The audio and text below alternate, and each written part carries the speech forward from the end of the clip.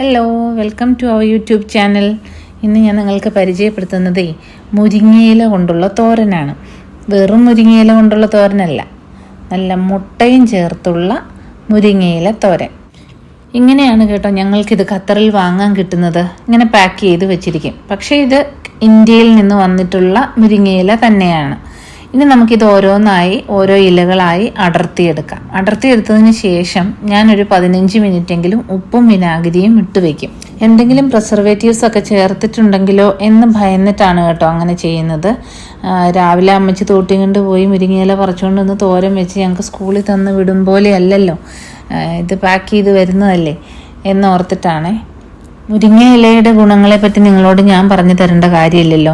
Anti inflammatory ആണ്, vitamin and minerals rich ആണ്, ഷുഗറും കൊളസ്ട്രോളും എല്ലാം അണ്ടർ കൺട്രോളിലാക്കാൻ വേണ്ടി ഹെൽപ്പ് ചെയ്യും. ഇങ്ങനെയെല്ലാം ഉള്ളതുകൊണ്ട് മുരിങ്ങയില വളരെ കേമനാണ് കേട്ടോ.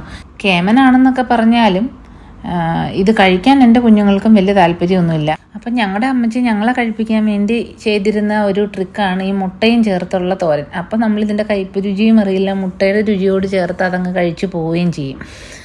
അപ്പം ഞാൻ അതിനായിട്ട് ഒരു പാൻ വെച്ചു. പാൻ ചൂടായി കഴിഞ്ഞപ്പോൾ അതിലേക്ക് വെളിച്ചെണ്ണ ഒഴിച്ചു. വെളിച്ചെണ്ണയും ചൂടായി കഴിഞ്ഞപ്പോൾ അതിലേക്ക് കടുകിട്ട് പൊട്ടിച്ചു. ചുമന്നുള്ളിയും വെളുത്തുള്ളിയും കറിവേപ്പിലയും വഴറ്റിയതിന് ശേഷം ഒരു ചെറിയ സവാള കൂടി വഴറ്റി ചേർത്തു. ചെറുതായിട്ട് വഴന്നാൽ മതി, ബ്രൗൺ കളറൊന്നും ആവണ്ട.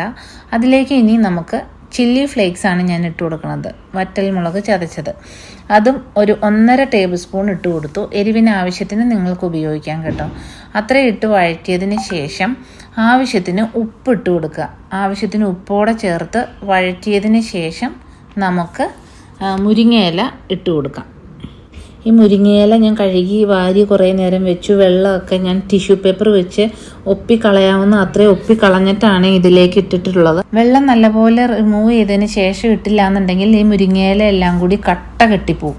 അതുകൊണ്ട് വെള്ളം നല്ലപോലെ ഒപ്പിയെടുത്തിട്ട് മാത്രമേ അത് ഇട്ട് കൊടുക്കാവുള്ളൂ. ഇനി ഞാൻ അതിലേക്ക് 1/2 ടീസ്പൂൺ മഞ്ഞൾപ്പൊടിയാണ് ചേർക്കുന്നത്. മഞ്ഞൾപ്പൊടിയും ചേർത്ത് ഇളക്കിയതിന് ശേഷം അതിലേക്ക് ആവശ്യമായ തേങ്ങ കൂടി ഇട്ട് കൊടുത്തു. അപ്പം നമ്മുടെ ശരിക്കും പറഞ്ഞാൽ മുരിങ്ങയില തോരൻ റെഡിയായി കഴിഞ്ഞു.